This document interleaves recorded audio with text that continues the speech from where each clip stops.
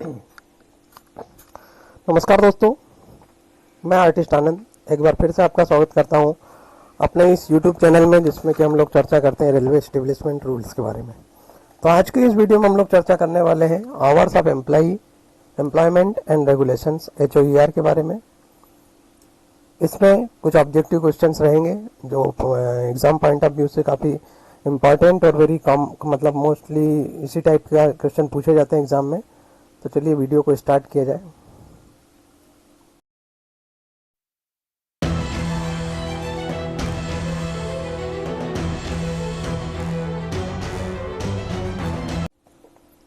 तो इसमें हम लोग सबसे पहला क्वेश्चन लेते हैं, regulation of hours of work and period of restart dealt in, कौन से रूल में डील्ट किया गया है? तो chapter 14 of Indian railway act 1989 में HOER के बारे में बताया गया है। तो चैप्टर नंबर 14 रहेगा रेल अधिनियम 1989 के 14 नंबर में 14। The classification of employment is defined in section 130A। 130A में किसके बारे में डिफाइन किया गया है? तो ये कंटिन्यूस कैटेगरी के बारे में 130A में डिसाइड किया गया है। 130B में एसेंशियल इंटरमीडिएट के बारे में डिसाइड किया गया है, डिफाइन किया गया है। और 130D में जो है गहन मतलब इंटेंसिव कैटेगरी को डिफाइन किया गया है। ये तीनों क्वेश्चन रहेंगे, A में कंटिन्यूस, बी में इसेंशियल इंटरमीडिएट और सी में आ जाएगा इंटेंसिव। क्वेश्चन नंबर 5 ले लेते हैं कि grant of over time payment of railway servant are dealt in chapter 14 Indian railway act 1989, जो पहले था वैसा वही इसमें भी, मतलब इसी रूल में उसके बारे में डिफाइन किया गया है। भारतीय रेल नियम grant of periodic rest to railway servant classified as intensive are dealt in, intensive category में के अंडर जो को पीरियडिकल रेस्ट जो दिया जाता है वो किसके चैप्टर में, किस चैप्टर में डिफाइन किया गया है? तो chapter number 14 of Indian railway act 1989, सभी में वही है। तो यहाँ तक 9-10 क्वेश्चन तो लगभग वही सारे एक ही chapter 14 of Indian railway act 1889, जो इसको भी रेस्ट, वर्किंग आवर्स या पीरियडिकल रेस्ट, इन सब के बारे में जो भी क्वेश्चन रहेगा वो chapter 14 of Indian railway act 89 से रिलेटेड रहेगा। अब देख लेते हैं, the duty of supervisors of railway labour is defined in chapter 49 of Indian railway act 1989। Supervisors के जो ड्यूटीज जो डिफाइन की गई है वो इसी एक्ट में की गई है 1989 चैप्टर 14। अब जो है ज़्यादातर क्वेश्चन जो पूछा जाता है, बहुत से एग्जाम्स का जो क्वेश्चन पेपर देखे उसमें देखा है कि पूरी रात का मतलब होता है, पूरी रात का मतलब होता है 10 PM टू 6 AM, रात को 10 बजे से लेकर सुबह 6 बजे तक का जो पीरियड होता है उसको बोला जाता है पूरी नाइट, फुल नाइट। अब दिया हुआ है लॉन्ग ऑन के बारे में। तो लॉन्ग ऑन और शॉर्ट ऑफ दो चीज़ें टर्म ज़्यादातर HOER में यूज होती है।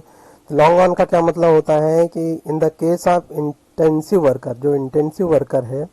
अच्छा दोस्तों, इसके बारे में मैंने ऑलरेडी एक वीडियो बनाई है जिसमें कि सारे HOER के रूल्स के बारे में डिफाइन किया गया है, इंटेंसिव वर्कर के, इंटेंसिव कैटेगरी और continuous category, intermediate, essential intermediate और एक्सक्लूडेड कैटेगरी, ये चारों कैटेगरी के सारी कंडीशंस को मैंने डिफाइन किया। आप चाहें तो वीडियो को प्लेलिस्ट में जाके देख सकते हैं, वहाँ आपको अगर एक बार वो वीडियो देख लेंगे उसके बाद अगर इसको आप अगर पढ़ेंगे या इसको देखेंगे तो आपके लिए काफ़ी हेल्पफुल लगेगा, तब बहुत सी चीज़ें आपको पता रहेंगी। तब इसमें लॉन्ग ऑन के परिभाषा दी हुई है, in the case of long on का क्या मतलब हुआ है? In the case of intensive worker, जो इंटेंसिव क्लासिफिकेशन के वर्कर हैं, means period of duty hours over 8 hours, जो 8 घंटे से ज़्यादा अगर उसकी ड्यूटी रहेगी तो उसको बोला जाएगा लॉन्ग ऑन। किसके लिए? ये याद रखना, इंटेंसिव कैटेगरी के लिए लॉन्ग ऑन पीरियड जो हो जाएगा 8 घंटे से ज़्यादा ड्यूटी के लिए। अब वहीं दिया हुआ है इन केस ऑफ कंटिन्यूस वर्कर्स, अगर यहाँ पर कंटिन्यूस वर्कर आ गए तो उसके लिए पीरियड ऑफ ड्यूटी आवर कितना हो जाएगा? ओवर 10 आवर, तो उसको बोला जाएगा लॉन्ग ऑन। इंटेंसिव में 8 घंटे से ज़्यादा, कंटिन्यूस में 10 घंटे से ज़्यादा, और इन case of EI essential intermediate worker के लिए लॉन्ग ऑन का मतलब हो जाएगा 12 घंटे से ज़्यादा। ये चीज़ ध्यान रखिए, इंटेंसिव मतलब गहन जो होती है उसमें कम ड्यूटी आवर्स है, कंटिन्यूस में थोड़ा ज़्यादा, एसेंशियल इंटरमीडिएट में और ज़्यादा। एक्सक्लूडेड में ऐसा कोई लॉन्ग ऑन शॉर्ट ऑफ का पीरियड नहीं रहता क्योंकि ड्यूटी आवर्स उसके डिफाइन नहीं रहते।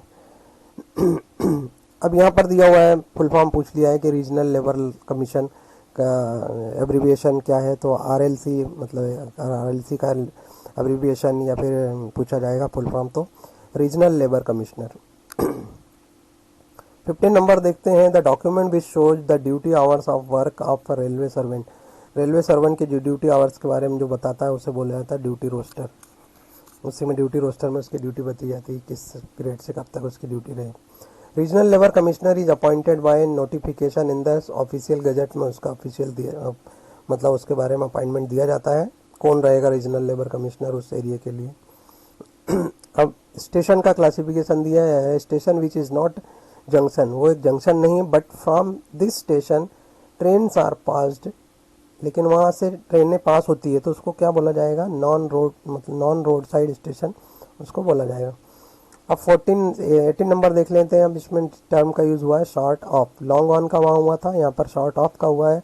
तो शॉर्ट ऑफ के बारे में क्या है, short off is the period of rest less than, याद रखिए इसमें लेस देन 12 आवर्स, 12 घंटे से कम का अगर रेस्ट होता है तो शॉर्ट ऑफ बोला जाएगा। बिटवीन टू रोस्टर्स ड्यूटीज, इसमें two roster duties of 6 hours of railway servant under intensive classification.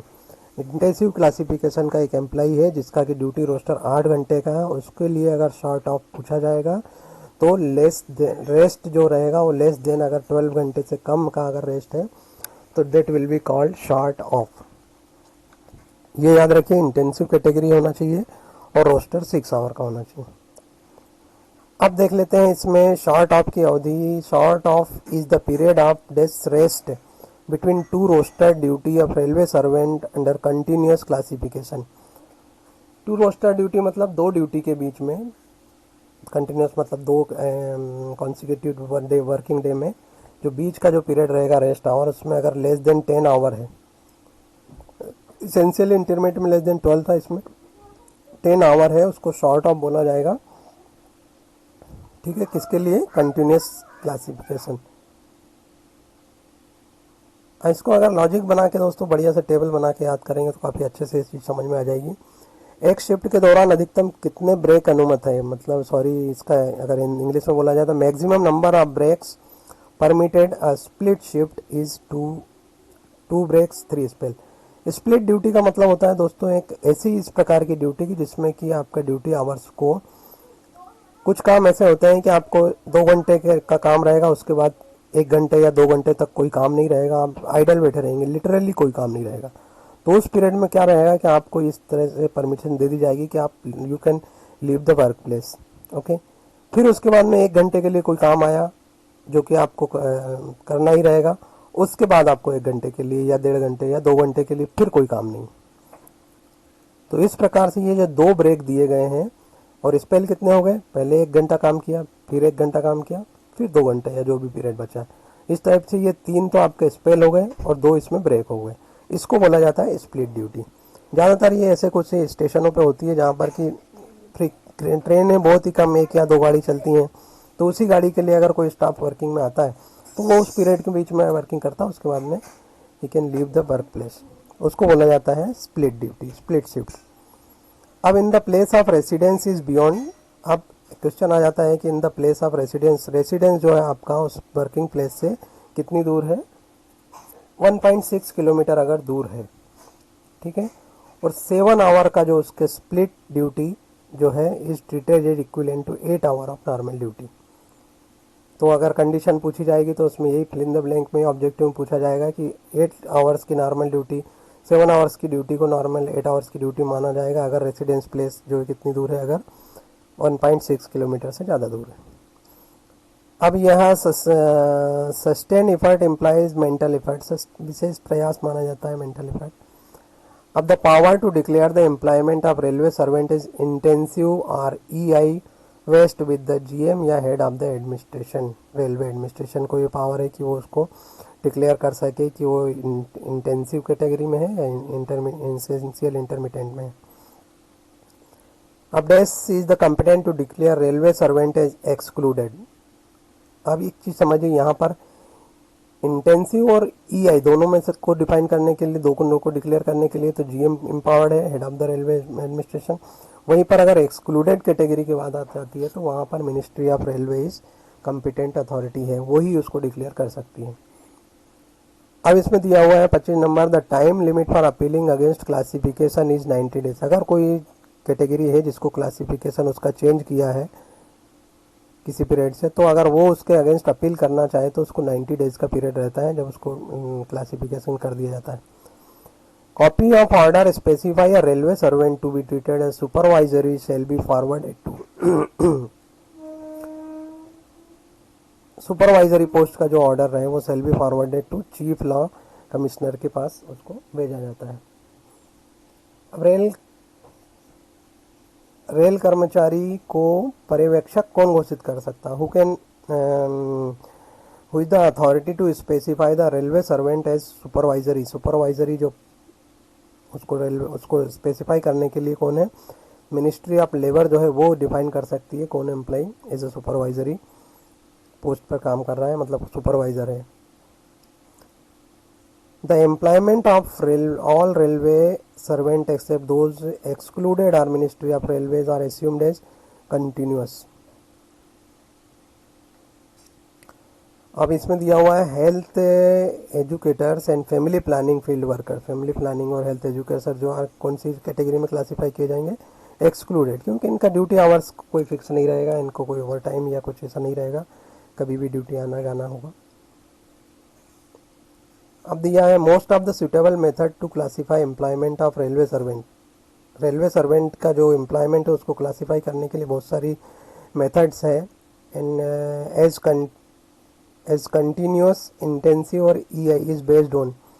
तो इनकी जो मेथड जिसमें ये यूज की जाती है, जिसके आधार पर ये डिसाइड किया जाता है कि ये इंटेंसिव कैटेगरी क्या है या एसेंशियल इंटरमीडिएट कैटेगरी में आएगा, क्लासिफिकेशन में आएगा, तो उसके लिए होता है फैक्चुअल जॉब एनालिसिस। जॉब का फैक्चुअल एनालिसिस किया जाता है, उसका ड्यूटी आवर्स को ड्यूटी पे देखा जाता है कि आप किस टाइप का वर्किंग है, कंटिन्यूसली उसको अटेंटिव रहना पड़ रहा है या बीच में थोड़ा रिलैक्स हो जाता है। ये सारी कंडीशन के बाद में उसको बोला था फैक्चुअल जॉब एनालिसिस। 31 में दिया है पीरियड ऑफ इनएक्टिव। अब ये देखिए इसमें इनएक्टिव और रिलैक्सेशन। इनएक्टिव पीरियड मतलब जिसमें आप कुछ नहीं कर रहे हैं, आइडल बैठे हुए हैं, एंड रिलैक्सेशन की उस बीच में तो थोड़ी देर के लिए रिलैक्स हो सकता है। Aggregated to days hours in a cycle 14 hours in a cycle of 14 hours will satisfy the condition of little period of rest for classification intensive less than 6 hour। Intensive category के लिए inactive period जो रहेगा उसका relaxation और inactive period है, और cycle रहेगा 24 घंटे का। अगर साइकिल देखा जाएगा तो उसमें अगर 6 घंटे से कम का अगर उसको जो है रेस्ट मिलता है तो वो इंटेंसिव कैटेगरी के अंदर क्लासिफिकेशन उसका किया जाएगा, 24 में से 6 से कम। घंटे के न्यूनतम कितने समय अवधि के लिए इंटेंसिव वर्क क्लासिफाई किया गया है? 1 घंटे से कम। Period of inactive relaxation aggregate to days hours in a cycle of 8 hours. 8 hours के साइकिल में अगर 1 घंटे से कम का उसको रेस्ट मिलता है तो the condition little period of classifies intensive less than 1 hour. Intensive के लिए लेस देन 1 आवर। यहीं पर वो 24 में से 6 है लेस देन 6 और इसमें 8 में से लेस देन 1 आवर। ऐसे रेल कर्मचारियों को जो शिफ्ट में 12 घंटे तक कार्य बिना रुके 6 घंटे या अधिक आवश्यक रूप से विराम। एसेंशियली इंटरमीडिएट जो कैटेगरी होती है उसमें क्या होता है कि the employment of railway servant is classified as essential intermediate if the shift of 12 hour, 12 घंटे की जो शिफ्ट रहेगी, the period of inaction aggregate to 6 hour और मोर। 12 घंटे की ड्यूटी में से उसको 6 घंटे का पीरियड जो है इनएक्टिव और रिलैक्सेशन मिला के उसको 6 घंटे का पीरियड अगर होता है तो उसको बोला जाता है आवश्यक रूप से विराम, एसेंशियल इंटरमिटेंट। जैसे गेट कीपर वगैरह जो होते हैं उनको बोला जाता है एसेंशियल इंटरमीडिएट। रेस्ट हाउस में जो केयर टेकर होते हैं, वो जो एज अ वॉचमैन या जिसको बोला जाता है जॉनिटर या जो मस्टर वगैरह रखते हैं। The standard hours of duty of intensive classification is 42 hours of work week है। मतलब एक सप्ताह में 42 आवर्स। अगर देखा जाए तो इनका डेली वर्किंग जो रहेगा 6 आवर का वर्किंग होता है, ये याद रखिए। ये भी ज़्यादातर पूछा जाता है किसमें, इंटेंसिव क्लासिफिकेशन में। ठीक है। रेस्ट हाउस के केयर टेकर के द्वारा रोस्टर घंटे के अनुसार एक सप्ताह में कितने घंटे कार्य कर सकता है। तो केयर टेकर, रेस्ट हाउस का जो केयर टेकर जिसका कि इसेंशियल इंटरमीडिएट में आता है, तो उसको काम नहीं रहता है 12 घंटे में, 6 घंटे से ज़्यादा ही उसका समझो रेस्ट निकल जाएगा, काम ही नहीं रहेगा, सिर्फ बैठा रहेगा वो, तो उसको इनएक्टिव पीरियड बोला जाएगा। तो उसमें अगर उसकी ड्यूटी का आवर्स अगर एक सप्ताह के निकाले जाएंगे तो 75 आवर्स आना चाहिए। तो 12 से 72 हो जाएगा, है ना, 6 डे 7 डे वीक के हिसाब से 75 घंटे उसके जो है कार्य के घंटे रहेंगे एक सप्ताह में। अब standard hours of a work of railway servant classify as EI and working in non road side station with the quarter with in 5.5 kilometre from the work place 60 hours of in a week. मतलब ऐसा कोई employee है जो essential intermediate classification के अंतर्गत आता है और उसकी ड्यूटी जो है उसके वर्क प्लेस और जो उसका रेसिडेंस है उसके बीच की डिस्टेंस है 0.5 किलोमीटर या उससे कम, तो उस कंडीशन में उसका जो है ड्यूटी आवर्स रहेंगे वो रहेंगे 60 आवर्स इन अ वीक। ठीक है, non non road side station पे। यहाँ पर 75 है, यहाँ पर 60 आ जाएगा। रोड साइड स्टेशन पर कार्यरत रेल कर्मचारी जिन्हें काम के स्थान से किलोमीटर की दूरी पर आवास उपलब्ध नहीं किया गया उसके लिए कार्य के घंटे, मतलब उसका वर्क प्लेस पे ही अगर उसका रेसिडेंस है पास में ही, तो उस कंडीशन में उसको 60 घंटे की ड्यूटी रहेगी। Stand hours of railway servant classify EI working in the road side station not provided with quarter with 0.5 kilometre work place. अगर 0.5 से ज़्यादा दूरी की अगर घर है उसका, तो 60 आवर्स का उसका वर्किंग रहेगा इन अ वीक। और अगर उससे कम डिस्टेंस में अगर उसका घर है तो उसके लिए 75 आवर्स का रहेगा।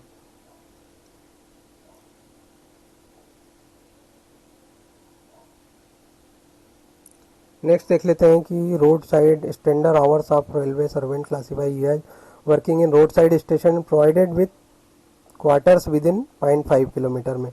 अगर उसका डिस्टेंस पे उसका घर है तो उसके जो स्टैंडर्ड आवर्स और स्टेचुटरी आवर्स, स्टैंडर्ड आवर्स रहेंगे 72 और स्टेचुटरी आवर्स रहेंगे 75।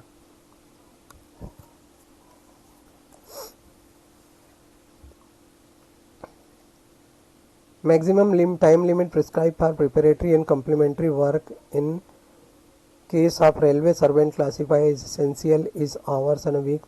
3 घंटे का जो है उसको टाइम दिया गया है किसके लिए, प्रिपरेटरी एंड कॉम्प्लीमेंट्री वर्क। जो एम्प्लॉय चार्ज लेने के लिए, जो चार्ज लेने के लिए और चार्ज देने के लिए जो उसको टाइम दिया जाता है, तो वो 3 घंटे पूरे वीक में उसको ये टाइम दिया जाता है प्रिपरेटरी, P&C जो वर्क होते हैं उसके लिए, प्रिपरेटरी एंड कॉम्प्लीमेंट्री वर्क। प्राथमिकता और सुविधा के मामले में रेल कर्मचारी द्वारा सप्ताह में अधिकतम कार्य करने की समय सीमा क्या निर्धारित की गई है। Maximum time limit prescribe for preparatory and complementary work in case of railway servant classify as continuous category में आवर्स अ वीक, तो 6 आवर्स का वीक दिया। कंटिन्यूस कैटेगरी में जो कि रनिंग स्टाफ आता है कंटिन्यूस कैटेगरी में, उसके लिए 6 घंटे का टाइम जो दिया हुआ है वो प्रिपरेटरी एंड कॉम्प्लीमेंट्री जो आधा घंटे पहले का साइन ऑन होता है उसके हिसाब से। Maximum time limit prescribe for preparatory and complementary work in case of railway servant classify as EI category के अंदर called upon work 24 additional hours in a week is 3 hours का उसको टाइम दिया गया इन अ वीक प्रिपरेटरी के लिए। इसमें दिया हुआ है maximum time limit prescribe for preparatory and complementary work in case of railway servant classify as EI and called upon work additional hours in a week days is a week. तो उसको 12 घंटे अधिक के लिए वर्किंग के लिए बुलाया जाता है, उसको 4.5 आवर्स इन अ वीक जो है उसको प्रिपरेटरी वर्क किया जाएगा, टाइम रहेगा उसका। Time prescribe for preparatory and complementary work by running staff shall be deemed to be 4 hours in a week. एक सप्ताह में 4 घंटे preparatory and complementary for running staff.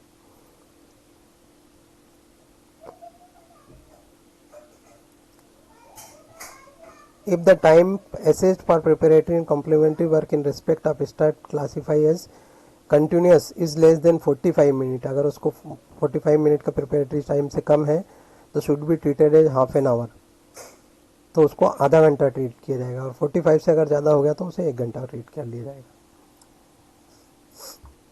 If the time assessed for preparatory and complementary work in respect of staff classified continuous in 45 minutes and 1 hour per day, the same should be treated as 1 hour. जैसा 45 minute से ज़्यादा से अगर हो गया तो उसको 1 घंटा ट्रीट किया जाएगा. यदि समय से कार्य पूरा करना निर्धारित तो संबंधित कर्मचारी को मिनट से अधिक समय के लिए रोका तो उसे डेस माना जाएगा, आधा घंटा माना जाएगा. मतलब ये है कि if the time assist preparatory and complementary in respect of staff classifies continuous EI essential intermediate is more than 45 minute, 45 minute से अगर ज़्यादा उसे रोका गया तो उसे आधा घंटा माना जाएगा. मतलब ये कहने का कि 45 मिनट से कम है, 15 मिनट से कम है तो उस टाइम को कंसिडर नहीं किया जाएगा. 15 टू 45 आधा घंटा माना जाएगा, और 45 से मोर देन 45 1 घंटा माना जाएगा. अब इसमें 47 देख लेते हैं. Averaging period of purpose of calculating over time in respect of continuous staff.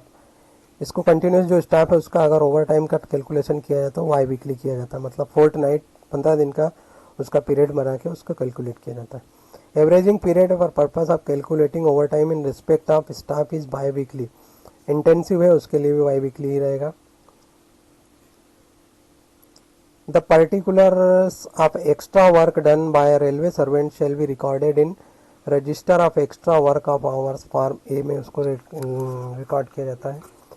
अभी weekly rest of not less than 30 hours is granted to railway servant whose employment is classified as intensive category. 30 consecutive hours का उसको rest दिया जाता है. तो यहाँ पर ये दोस्तों 50 क्वेश्चंस हो गए हैं. आई थिंक वीडियो काफ़ी लंबी हो जाएगी, इसलिए मैं इसको यहाँ पर वीडियो को यहाँ पर ख़त्म करता हूँ. नेक्स्ट वीडियो में आपको मैं 51 से लेकर आई थिंक 90-95 तक क्वेश्चन का कवर करने की कोशिश करेंगे, क्योंकि इसमें करीब 150 क्वेश्चन है. लगभग पूरा HOER इसमें आ ही गया. अगर आप इसको अच्छे से तैयार कर लेते हो आपके इसमें से कोई भी क्वेश्चन बाहर जाने के चांसेस कम रहेंगे. तो चलिए दोस्तों, मिलते हैं नेक्स्ट वीडियो में और बाकी के क्वेश्चन को देखेंगे उसमें. तब तक इसी तरह पढ़ते रहिए और कुछ कमेंट शेयर करते रहिए. मिलते हैं नेक्स्ट वीडियो में. Thanks for watching and God bless you all.